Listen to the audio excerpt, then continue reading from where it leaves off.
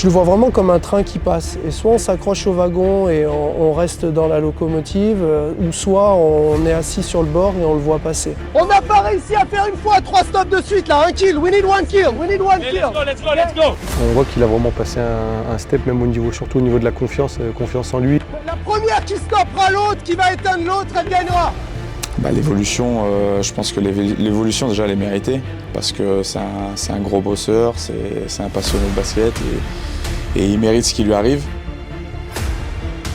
Le métier de coach est un métier de défi et reste souvent la suite logique d'un parcours de vie autour d'une passion, celle de grandir avec son sport. Bonjour, Maxime Nélaton, coach Saint-Chamond Basket Vallée du Gier. Une vie de coach, c'est un parcours, celui né d'une passion pour un sport et de son évolution. Mes parents se sont rencontrés dans une salle. Mon père a été joueur, a voyagé un petit peu. Et puis c'est donc tout naturellement que je suis arrivé au basket. Mais je me suis mis en club assez tard, vers 12-13 ans. Et puis après, voilà, les centres de formation, le pôle, les centres de formation. Et oui, j'ai joué donc 14 saisons.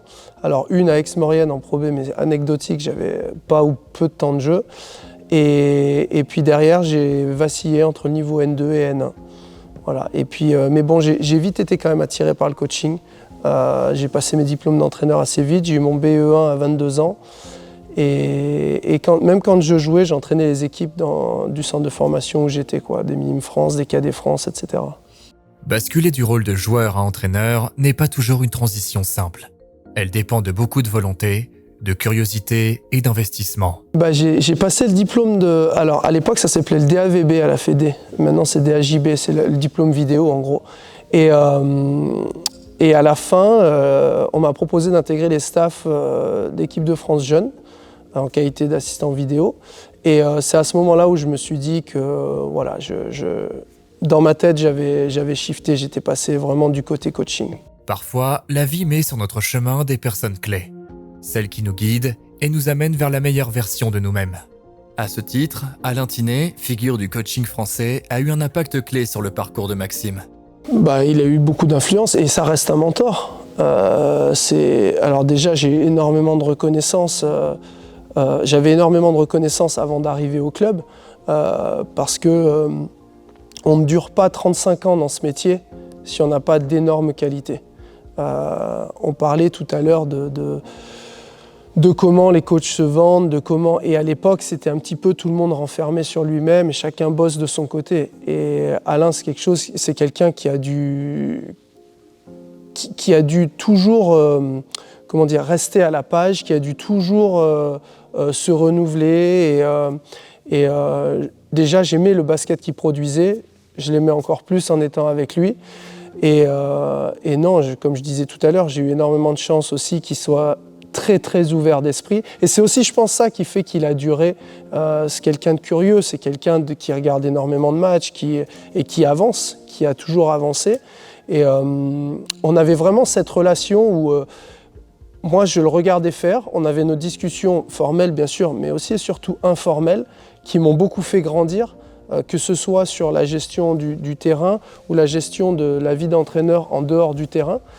Et j'essayais, je me devais aussi de garder de la curiosité, de lui emmener des choses, d'être force de proposition et de lui emmener des choses. Parce que je sais que c'est quelqu'un de très curieux et qui attendait ça de moi aussi. Donc voilà, on avait vraiment cette relation et on l'a toujours.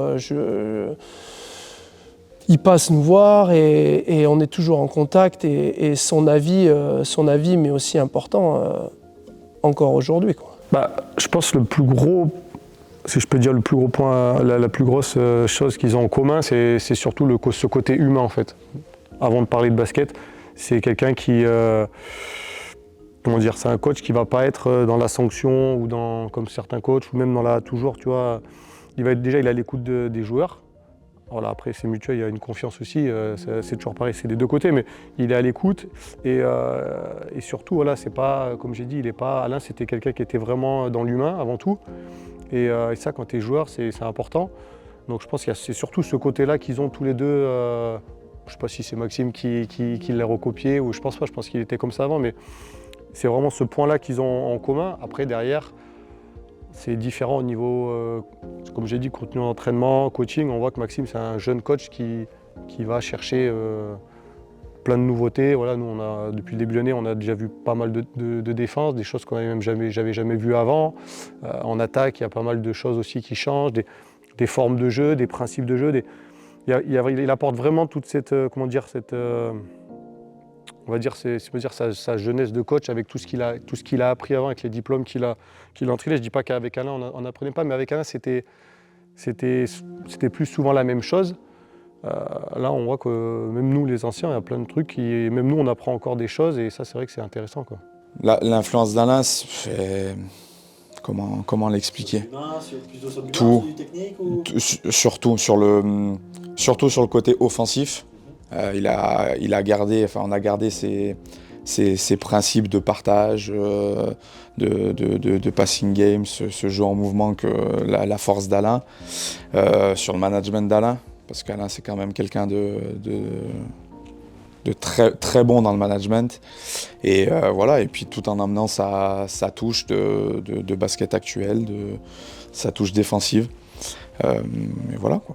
On évolue, on progresse, on grandit, et parfois, il est temps de franchir le pas. Et ce pas, c'est celui qui fait toute la différence entre un adjoint et un numéro 1. Bah déjà, il y a deux grandes différences. On passe de proposition à décision.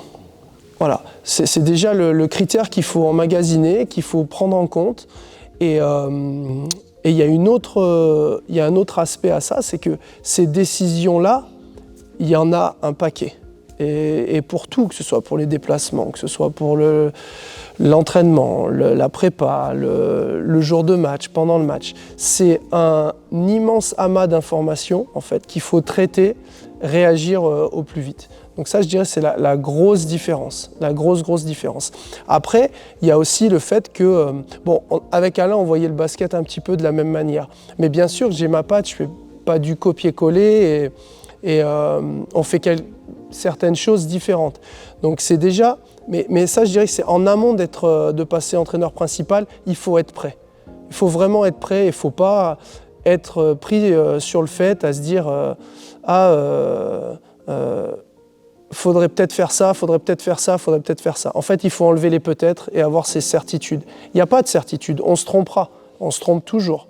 Mais on peut revoir les choses après, mais au moment où on les met en place, au moment où on est en poste, il faut avoir ces certitudes. Je veux faire les entraînements de telle manière, je veux jouer de telle manière avec telle philosophie. Et ça, c'est tout un travail en amont qui dure des années et des années. On voit qu'il a vraiment passé un step, même surtout au niveau de la confiance en lui, et même dans sa manière à parler aux joueurs et au niveau de sa communication, il a vraiment passé un cap, surtout cette année, depuis qu'il est passé coach numéro 1. Et franchement, jusqu'à là, ça se passe vraiment bien. On voit qu'il avait préparé ça, qu'il était prêt en fait, à passer, si je peux dire, numéro 1, que ça soit ici ou ailleurs en fait. Les clés du coaching à haut niveau sont variées et font partie d'un projet. Celui de vouloir devenir meilleur chaque jour en trouvant son identité. Je pense que en tout cas c'est ce que j'essaye, d'être un coach qui est assez proche de ses joueurs. Je pense que pour pouvoir être exigeant, parce que je suis quelqu'un d'exigeant, je suis très exigeant avec moi-même, mais je le suis aussi avec les joueurs ou n'importe qui. Et je pense que pour être exigeant, il faut aussi avoir une relation avec les gens. Il faut que les joueurs comprennent que c'est dans leur intérêt, c'est leur intérêt personnel et dans l'intérêt de l'institution. Comme je disais tout à l'heure, on pose un cadre. Le cadre, c'est l'institution. C'est comment on doit se comporter ici. Et à l'intérieur, laisser les personnalités vivre en faisant en sorte que l'institution en sorte grandie. C'est un petit peu l'image qu'on veut avoir, même si parfois c'est utopique. Et je pense que pour avoir de l'exigence et garder les joueurs dans le cadre, il faut qu'ils comprennent que c'est pour leur bien, il faut qu'ils comprennent que ce n'est pas à l'encontre d'eux, mais c'est pour autre chose. Et pour ça, je pense qu'il faut avoir une véritable relation avec les joueurs, savoir qui ils sont, comment ils réagissent dans la plupart du temps ou comment ils vont réagir. Voilà, c'est un gars qui arrive les matins à 8h, et le soir, il repart à 19h. On voit qu'il bosse, il est toujours au bureau. Les contenus, les entraînements, c'est pas comme certains coachs où, tu vois, il arrive, voilà, il y a des feuilles, l'entraînement il est préparé, il est carré, c'est millimétré. Donc on voit que vraiment, comme j'ai dit tout à l'heure, qu'il est vraiment prêt, il a tout mis, il a vraiment mis toutes les chances de son côté pour y arriver. Et je pense que tout ça fait je pense qu'il va durer, il arrivera à durer dans le temps, parce que je sais que coach c'est un métier qui n'est pas évident. Donc après quand tu travailles et lui il bosse beaucoup, il n'y a pas de comment dire. Je pense qu'il aura toujours le fruit de son travail, quoi. Le sport de haut niveau est fait de victoires et de défaites, et tout l'enjeu d'un coach reste de pouvoir construire un processus plus global. Maintenant, bien sûr, on est dans un métier où on est regardé, on est vu, on est jugé, évoluer c'est bien, mais je pense que le meilleur moyen, la meilleure façon d'évoluer, c'est d'être concentré sur le boulot qu'on a à l'instant T. Donc, et puis en plus, on le doit aux joueurs. Comment dire aux joueurs de ne pas penser à ses stades, de ne pas penser à son année prochaine, si nous-mêmes on est en train d'y penser. Donc là, personnellement, je suis plutôt la tête dans le guidon avec les joueurs que j'ai et l'objectif qu'on a de mise en place et de créer quelque chose, de créer une dynamique. Et puis après, les objectifs personnels, je pense que si la dynamique qu'on crée est forte et nous amène à quelque chose, la dynamique personnelle, elle ira avec. Un coach peut être ambitieux et travailleur. Il n'en reste pas moins animé d'un ingrédient sans faille, sa passion. Pour faire ce métier, je pense qu'il faut de l'énergie. On doit donner de l'énergie. Et ça vient avec la passion, ça vient avec le fait d'être affamé, d'avoir toujours envie d'aller voir ailleurs, d'aller voir ailleurs comment se font les choses, d'avancer, quoi. Affamé de progression. Yeah, I woke up feeling grateful, thankful, everything that I prayed for came so. I be feeling so grateful, got me feeling so grateful. Yeah, I woke up feeling grateful.